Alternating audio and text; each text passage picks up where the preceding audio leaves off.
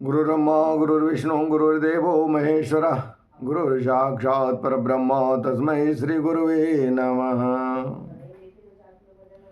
जन्माद्यस्य तोऽन्वयादितरतश्चार्थेष्वभिज्ञः स्वराट् तेन ब्रह्महृदायादिकवे मुह्यन्ति यत्सूरयः तेजो वारिमृतां यथा विनिमयो यत्र त्रिसर्गो मृषा धाम्ना स्वेन सदा निरस्तकुहकं सत्यं परं धीमहि।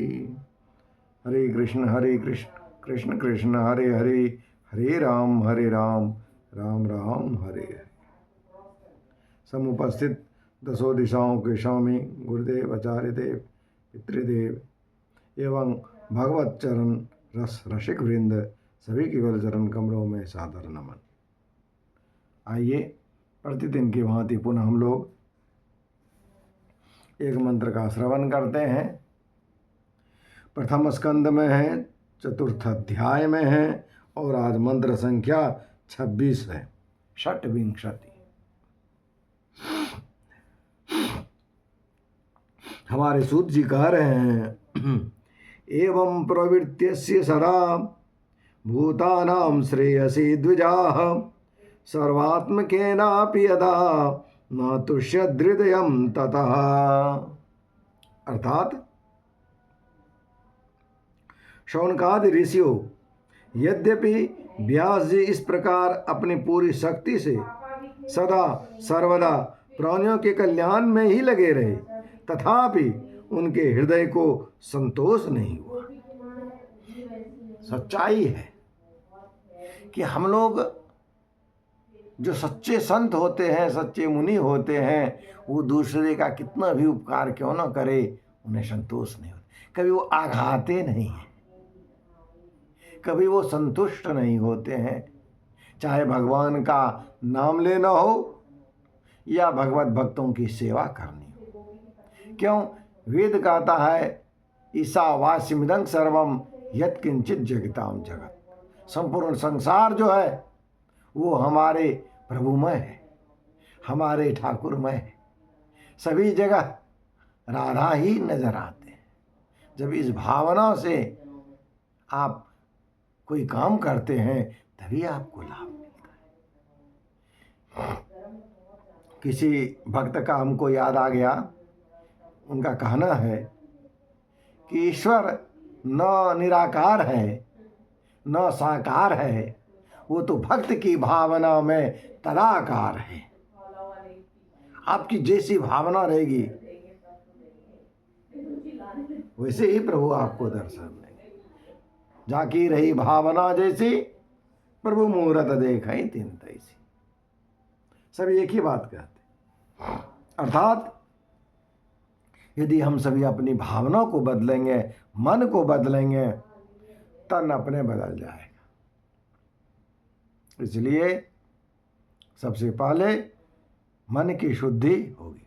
मन की शुद्धि कैसे होगी? भोजन से, आहार शुद्ध से।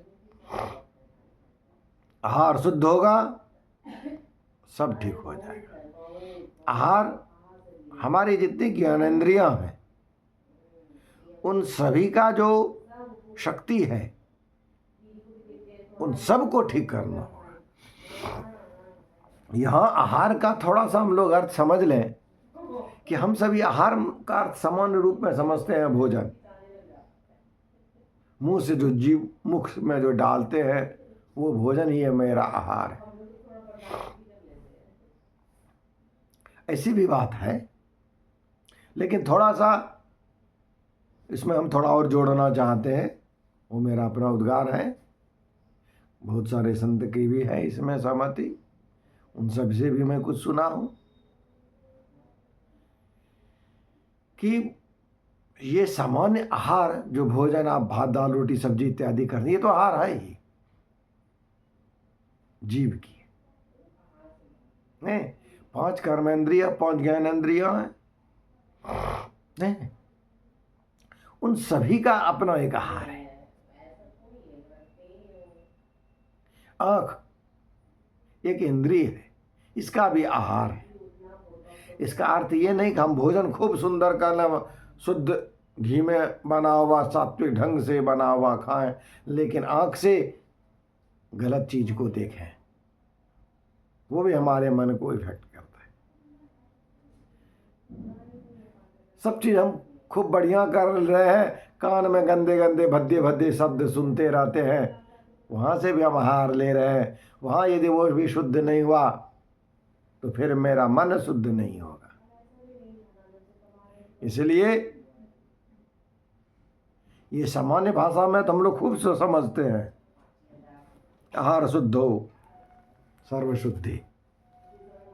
लेकिन आहार मीन्स व्हाट? आहार क्या है? केवल अपने मुख से जो ग्रहण करते हैं वही आहार है ही। इसके साथ भी आप कान से, नाक से, जीभ से तो वही लेते हैं, त्वचा से जो ग्रहण करते हैं वो सब भी आहार है। हाँ, इसलिए हम लोग जब तक कि वहां तक शुद्ध नहीं हो सकते हैं, तब तक आगे कैसे शुद्धि की कामना कर सकते? एक शुद्ध होगा, हाँ तब है, एक साधने से धीरे धीरे सब सदा जाएगा। यदि हम लोग एक शुद्ध कर लिए, फिर दूसरे स्टेप पर चलेंगे, फिर तीसरे पर, जैसे हमारे साधु महात्मा लोग करते हैं, हमारे संत मुनि करते हैं। लेकिन उसमें समय लगेगा और फिर धीरे धीरे धीरे धीरे ठीक हो जाएगा। हम सभी समझते हैं कि एक दिन करने पर लाभ मिलना शुरू हो जाए, संभव नहीं है, कदापि नहीं। इतना आसान काम नहीं है। एक बात याद रखिए, जब संसार के कोई भी काम आसान नहीं है, तो हमारे प्रभु को पाना इतना आसान कैसे होगा? वो तो और जबरदस्त आदमी है, नहीं, सबके मालिक है। इसीलिए हमारे शौनक, हमारे सूत जी महाराज कहते हैं, हे सुनकादि ऋषियों, व्यास इस प्रकार की पूरी शक्ति से सभी लोगों के कल्याण कर रहे थे, फिर भी उनके हृदय में संतोष नहीं हुआ। फिर भी संतोष नहीं हुआ। ये उनको लग रहा था कि कुछ कमी है, और सच्चाई यही है। हम सभी यदि छोटे छोटे चीजों में संतुष्ट हो जाते हैं, ईश्वर की ओर चल रहे हैं, और अड़िमादि कुछ सिद्धियां मिल गई, तो हम लोग संतुष्ट हो गए और उसको भजा करके खाने लगे। जी नहीं, मानव तन की ये सार्थकता नहीं है। हालांकि ये प्रथम सीढ़ी है। आप कहीं नौकरी किए, आपको वेतन मिला और आप उसको भजा करके खाने लगे, परिणाम क्या होगा? खत्म हो जाएगा। और इसमें आप कुछ खाए, कुछ जमा कर दिए, फिर भविष्य में काम देगा।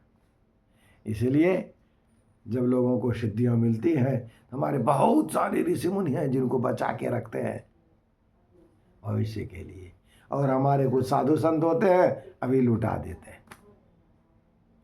लेकिन उन सभी में हमारे व्यास जी नहीं थे, इसलिए उन्हें बचा के रखा, और अभी भी हम लोग उनको जानते हैं। आइए हम लोग नाम स्मरण करते हैं। हरे कृष्ण कृष्ण कृष्ण हरे हरे, हरे राम राम राम हरे हरे।